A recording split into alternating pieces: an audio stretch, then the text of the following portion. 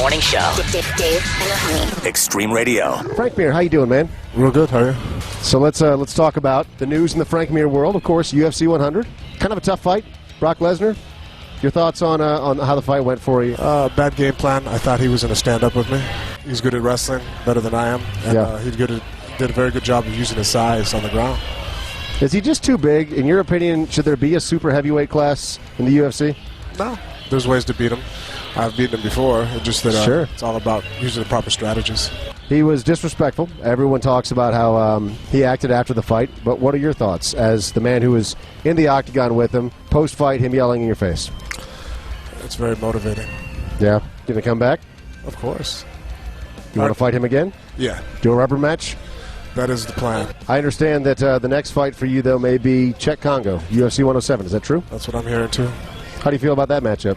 I think it's a good matchup. I don't think Czech's wrestling is better than mine as far as taking down opponents on the ground. I think I have an advantage, and with hands, I think I have an advantage. Obviously, he's very good at kicks and knees. You've got some very improved striking. Your striking, in my opinion, has always been pretty good, but in the fight against Nogueira, everyone really said his striking has vastly improved. Do you feel like with a guy against Czech Congo, your game plan going in would be ultimately to take it to the ground, or would you want to try to trade with him for a while? I think the advantage of being well-rounded allows it to where you don't have to force anything. As long as we're boxing with each other, I feel very comfortable with Czech Congo. Obviously, I don't want to eat one of his knees, so that actually makes it to where I probably will strike with him a lot, because if I just try to dive at him, there's always a chance of taking one of those. So. Speaking of taking knees, at the beginning of the second round, you caught Lesnar with a pretty hard knee, and it looked like, from watching it on television, it looked like you caught him pretty good, and it dropped him for a second, and it stunned him. Did it seem like that was the case? No, I had him stunned. His size and the fact that we fell right against the cage, I lucked out, I guess, or he lucked out in the fact that between his size and ability to regain his composure, I really couldn't capitalize on it. That's why I think in the future, the next fights we have, as long as I can keep it on its feet, I think I showed that he didn't want any part of the fight there. You know, True. The one time he took me down, he waved me up. Immediately he was taking me down again. So, yeah.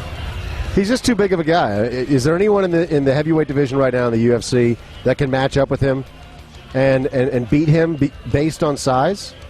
Based on size, I mean, Shane Carwin's a big guy. Sure. But if size was everything, then in every sport, the biggest guy would always be the dominant one. That's not necessarily the case.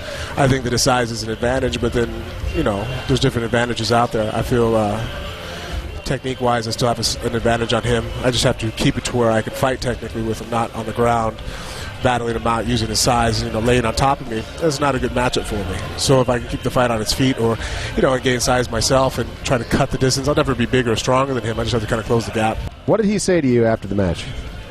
Don't remember. It was disheartening for a lot of UFC fans, a lot of MMA fans in general, to watch him act like that towards you, towards the fans, running around flipping him off, and towards the UFC by calling out Coors Light when Bud Light was the sponsor. Did you think about any of that stuff, or were you just like, it's a loss and it's time to go back to the gym and reassess things after I take a little bit of a break? Well, I mean, there's a part of me that looked at it, but for the most part, I'm a fighter. My only concern is what happened when the bell rang and when the bell, when Herb Dean stepped in. That's all I have control over. His actions afterward, obviously, I wish that he would conduct himself differently. A lot of us have done a lot for the sport to try to get it to where it's at now. I think his actions kind of make it take a couple of steps backwards. Sure. But, he won the fight, so he can act any way he wants. That's the way it works. I think that in the next fight, I'll come victorious in our rubber match, and then I'll show him how to properly act after a victory. Oh, come on, you got to rub it in his face a little bit. That would make me no better than him then. Oh, that would just aggravate him even more by showing that you are a classy fighter and that, kill him with kindness, man. That's what my mom always taught me. Do you think if you beat Czech Congo, do you think you're directly in line for another title shot against him, or do you think you got 2 or 3 more fights? I got 2. 2? I would think so. He's in a fight, the winner probably of Shane Carwin and Cain Velasquez. I beat Czech. I probably have to fight one more time and then fight him. Okay. Do you think that Cain Velasquez would have a chance against Brock Lesnar? Oh, yeah, definitely. I don't think that anybody has no chance. Cain Velasquez has great wrestling, great endurance, and that could be the Achilles tendon on Brock. Brock's not able to take him down. Brock's hands are not that good. Right. I think I've shown him in the fights. I mean, he can land one straight right-hand punch. Now that everybody knows that, I slipped it in the fight. He didn't land one punch on our feet. and immediately wanted to take the fight to the ground. Cain Velasquez is a better stand-up fighter than he is. And as far as wrestling, I mean, Cain Velasquez is an NCAA, All-American. Yeah. He lost to Cole Conrad in the final or semifinals to go into the to the finals for the championship match.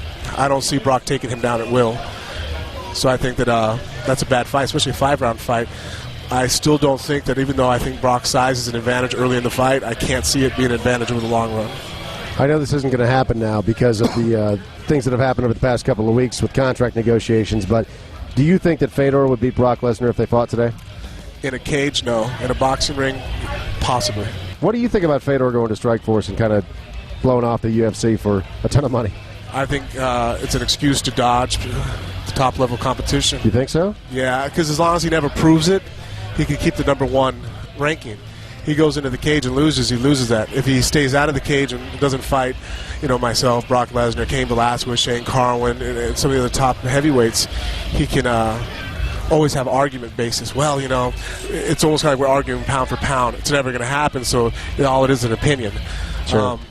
When he fought Mark Coleman here in Vegas, I saw him get taken down and held, and, he won in the second round, but he's 225 pounds, 230. Yeah. In the cage, it makes it very difficult, And you know what? I'm not the only one to think that. I mean, Crow Cop said that himself when he came over here. Fighting in the cage is different than fighting in the boxing ring. Boxing ring, if you get taken down, you can scoot out from under the ropes. You can survive. In the cage, if you get taken down, you better get back up because you're going to get crushed against the cage. He's going to get crushed against Brock.